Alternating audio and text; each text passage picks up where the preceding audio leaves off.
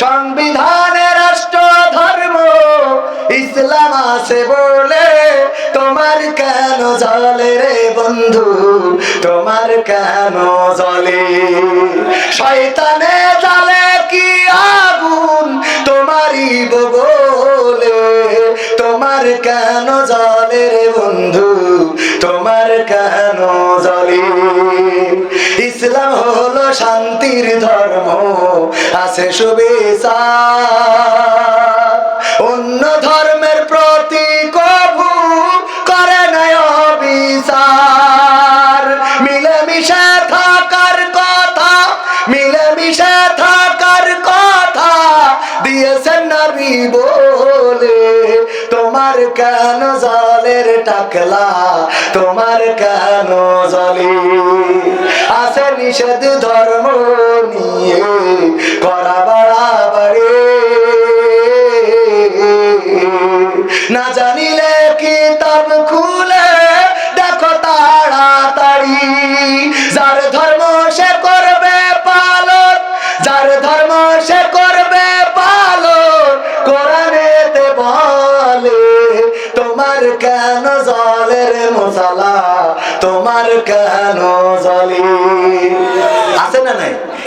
এদের ব্যাপারে আল্লাহ বলেই দিয়েছে, ইউরিদুনা লিয়ুতফিউ নূরাল্লাহি বিআফওয়াহিহিম ওয়াল্লাহু মুতিম্মু নূরিহি ওয়ালাউ কারিহাল কাফিরুন। আল্লাহ বলছে ওরা চায়, কারা চায়? ওই টাকলারা চায়, বুড়িওয়ালারা চায়, পেটলারা চায়, মশলারা চায় মুখের ফু দিয়ে কোরআনের আলোকে নির্বাপিত করে দেবে। কিন্তু আমি আল্লাহ চাই আমার দিনের আলোকে কিয়ামত পর্যন্ত প্রজ্বলিত করে রাখবো, যতই তাদের কলজের মধ্যে জ্বালা পোড়া হোক না কেন। বলেন সুবহানাল্লাহ। কথা কার? আল্লাহর কথা। আমি বানাই বলছি? আপনারা কোরআন খুললে সব খুঁজে পাবেন, সব আছে। আমাদের এসে বলা লাগবে কিসের জন্য? শুধু তাই নয়, আমি যে কথা কেন বললাম, সংবিধান থেকে রাষ্ট্র ধর্ম ইসলাম মুছে দিতে চেয়েছিল, আর প্রধানমন্ত্রী বলল তোর অতীত তো বই না, আর টিরাক নিয়ে আসবি তাও পাস করতে পারবি। কথা কয় না? পেরেছে? আল্লাহ একজন আছে না নাই?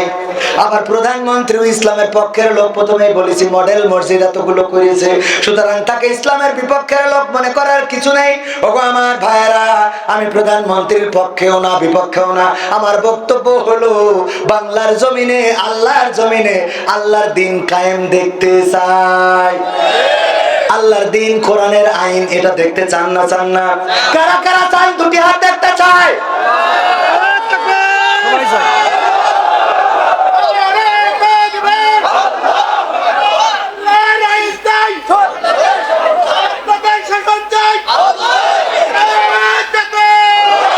কোরআনের সাথে যারা করবে দ্বন্দ্ব, তাদের সাথে কবু হবে না আপোষ।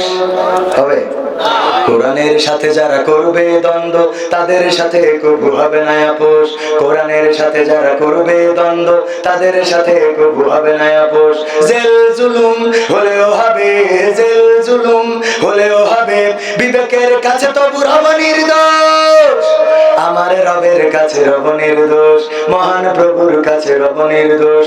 কোরআনের সাথে যারা করবে দ্বন্দ্ব, তাদের সাথে কবু হবে না। কোরআনের কথা যারা বলে যায় আজ, তাদের দমাতে কত ফন্দি, কাউকে ধরে নিয়ে দিচ্ছে ফাঁসি, কাউকে রেখেছে আজ বন্দি। কোরআনের কথা যারা বলে যায় আজ, তাদের দমাতে কত ফন্দি, কাউকে ধরে নিয়ে দিচ্ছে ফাঁসি, কাউকে রেখেছে আজ বন্দি। হক কথা বললে জ্বলে যায় গাব, কোরআনের কথা সইতে পারে না। হক কথা বললে জ্বলে যায় গাব, কোরআনের কথা সইতে পারে না। জানি না তাদের আমাদের পরে কেন এত আক্রোশ। জেল জুলুম হলেও হবে, জেল জুলুম হলেও হবে, বিবেকের কাছে তবু রব নির্দোষ। আমার রবের কাছে রব নির্দোষ, মহান প্রভুর কাছে রব নির্দোষ। কোরআনের সাথে যারা করবে দ্বন্দ্ব, তাদের সাথে কবু হবে না। কোরআনের কথায় আজ বলতে গেলে আসছে বাধা কত ভাবে, কোরআন প্রেমিকারা হাতে রেখে হাত সামনে এগিয়ে যাবে। ঠিক না বেঠে? দিনের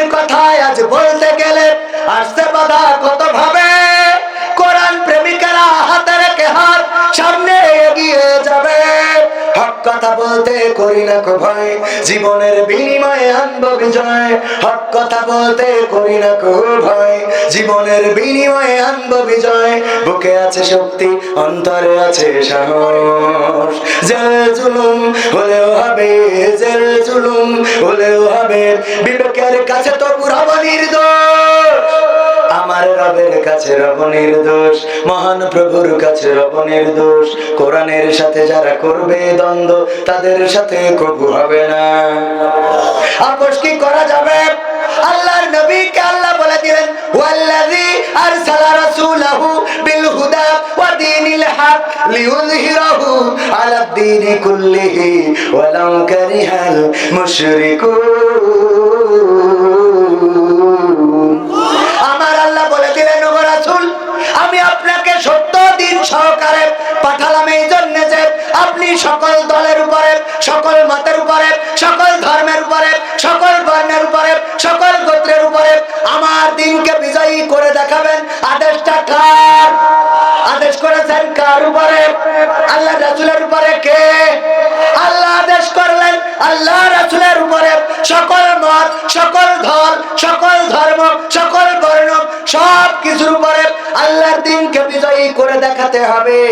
আর এই আল্লাহর দিন বিজয়ী করে দেখিয়েছেন আমার রাসূল সাল্লাল্লাহু আলাইহি ওয়াসাল্লাম। আর এখন বাকি কাজ দায়িত্ব আমাদের উপরে আছে না নাই? সুতরাং আল্লাহর জমিনে আল্লাহর দিন কায়েম হোক, এটা আমরা চাই না? চাই না? কারা কারা চান? আবার একটু হাত দেখতে চাই। নারায়ে তাকবীর। আল কোরআনের আলো, আল হাদিসের আলো, আমার নেতা তোমার নেতা। নারায়ে তাকবীর। আল্লাহর জমিনে আল্লাহর দিন কায়েমের কথা বলছিলাম শুরু থেকে। আমার চেয়ারম্যান সাহেব উনি এবার দাঁড়িয়েছিলেন, আমার খুব ভালোবাসার মানুষ, বাদশা ভাই, অত্যন্ত চমৎকার একজন মানুষ। ওনার কথার সাথে মিল রেখে আমি আলোচনাগুলো করতে চেয়েছিলাম, কিন্তু প্রকৃত অর্থে সব প্রতিকার হবে যা করলে চূড়ান্ত, সেই প্রতিকারের কথা বলছিলাম। আমরা ওয়াজ করব, আমরা ওয়াজ শোনাবো, আলোচনা করব। ওরা শুনলে শুনবে, মানলে মানবে, না মানলে আমাদের কিছু করার আছে নাকি? আমি কি কারো ধরে বলতে পারবো এই ভাই তুমি কথা বলো কেন, বা তুমি নামাজ পড়ো না কেন, তোমার মসজিদে পায় না কেন? ওর আমার লাঠি মারার কি কোনো ক্ষমতা আছে? আমার আব্বা একজন বক্তা ছিলেন, আপনারাও জানেন। একবার এক দারোগার সাথে আমার আব্বার সময় কেটেছে। এক দারোগাকে আব্বা জিজ্ঞাসা করেছিলেন, দারোগা বাবু, আপনার জীবনে সবচেয়ে স্মৃতিময় কোনো ঘটনা আছে নাকি? বলল, আছে। আমি একটা গ্রামে গিয়েছিলাম আসামি ধরার জন্য। যাওয়ার পরে সেই গ্রামে আসরের নামাজের ওয়াক্ত হয়ে গেল। নামাজ পড়ার জন্য মসজিদে ঢুকলাম, ঢুকে দেখি নামাজে রয়েছে মাত্র ইমাম সাহেব আর মুয়াজ্জিন, আর কেউ নাই। আমি জিজ্ঞাসা করলাম, ইমাম আর মুয়াজ্জিন ছাড়া তো কেউ নাই, কেন গ্রামের লোক কি মসজিদে আসে না? দারোগা আমি যখন নাম তখন দারোগা আমাকে বললো, দারোগা বাবু, এত আজান দিই, এত ডাকি, এত বলি, কেউ তো মসজিদে আসে না। দারোগা বাবু বললেন, ঠিক আছে, আমি আজকে ইমাম মুয়াজ্জিন আপনাদেরকে বলে দিচ্ছি, জানাই দেবেন, আগামী সপ্তাহে আমি আসবো। আর যদি কোনো পুরুষকে বাড়ি থাকতে দেখি নামাজের সময়, তাইলে আমি পিছনে পিঠ মোড়া দিয়ে রশিদে বেঁধে নিয়ে থানায় চলে যাব। আমি এই কথা বলার পরে পরের সপ্তাহে গেলাম নামাজের জন্য, মসজিদে ঢুকলাম, আমার দাঁড়ানোর জায়গাটাও ছিল না। বুঝেন কি? কি ডান্ডার বাড়িতে সোজা হয়েছে না হয় নাই? ডান্ডার বাড়ি যেখানে সোজা সেখানে। এই জন্য কিছু কাজ করা লাগবে, যেই কাজগুলো রাষ্ট্রীয় ভাবে অবশ্যই হওয়া দরকার। রাষ্ট্রীয় ভাবে যদি হয়ে যায়, কবির বিন সামাদের আর ওয়াজের দরকার হবে না, এই ওয়াজ দিয়ে চলবে না। আল্লাহর নবী মক্কি জীবনে ওয়াজ শুনিয়েছেন, ওয়াজ শুনিয়েছেন, ওয়াজ শুনিয়েছেন। মক্কায় বিশাল পরিবর্তন হয়েছিল নাকি? না, হয় নাই। বরং মদিনায় আসলেন, আর মদিনায় রাষ্ট্র ক্ষমতা যখন পেয়ে গেলেন, আল্লাহর নবী যখন নেতা হয়ে গেলেন, মসজিদে নববী থেকে রাষ্ট্র পরিচালিত হতে থাকলো। একে একে অন্যায় চলে গেল, ঘুষ চলে গেল, দুর্নীতি চলে গেল, পাপাচার চলে গেল, কদাচার চলে গেল, নারীরা পর্দা করলো, ধর্ষণ উঠে গেল, জিনা ব্যভিচার সব নির্মূল হয়ে গেল। সোনার মদিনা আমরা বলি, ওই সোনার মদিনাটা আল্লাহর রাসূল রাষ্ট্র ক্ষমতায় যেই সোনার মদিনা করে গড়ে দিয়েছেন, বলেন সুবহানাল্লাহ। এই সোনার মদিনা মক্কায় কেন হলো না, মদিনায় কেন হলো? কারণ মক্কায় তো আল্লাহর রাসূল প্রেসার ক্রিয়েট করতে পারে, প্রেসার ক্রিয়েট করতে পারে নাই, চাপ দিতে পারে নাই। ক্ষমতার দাম আছে না সেটা এখন খালেদা জিয়া বোঝে। ক্ষমতা না থাকলে ঠিক মতো চিকিৎসা করাও কষ্ট হয়ে যায় রে। ঠিক না বেঠে? ও আমার ভাইরা, যুবকদের জন্য একটু কথা বলার দরকার, মা বোনদের জন্য একটু কথা বলার দরকার।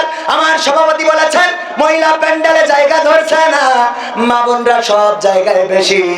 মা বোনরা যেমন মাহফিলে বেশি, তেমন সিরিয়ালও দেখে বেশি, ফেসবুক ইউটিউবেও এখন বেশি, আবার টিকটকে ভিডিও করে সেখানেও বেশি, 14 তারিখে লাইলাতুল ভ্যালেন্টাইন সেখানেও বেশি না কম, বাজারেও বেশি না কম, সব জায়গায় বেশি। আমার আল্লাহ রাসূল মেরাজ থেকে এসে বলেন, ওগো আমার মহিলারা, আমি দেখলাম জাহান্নামেও নারীরা বেশি। আমার বানানো কথা না, ওখানেও বেশি কারা, আর জান্নাতে বেশি কারা বলতে পারবেন? জান্নাতে বেশি কারা? জান্নাতে বেশি দরিদ্র শ্রেণীর মানুষ। আল্লাহ রাসূল বলেন জাহান্নামে বেশি হলো, জাহান্নামে বেশি নারীরা, আর জান্নাতে বেশি দরিদ্ররা। কারণ দরিদ্ররা দিন আনে দিন খায়, হারাম টাকা উপার্জন করে না, হালাল টাকা উপার্জন করে। আর কোটিপতি টাকা পয়সা উপার্জন করে কোথা থেকে, কোন দিক থেকে আসে, কোন আল কোন কার মধ্যে চলে গেছে ঠিক পায় না, এমন আছে না নাই? এই জন্য ধনীরা বেশি জান্নাতে যাবে না, দরিদ্ররা বেশি জান্নাতে যাবে।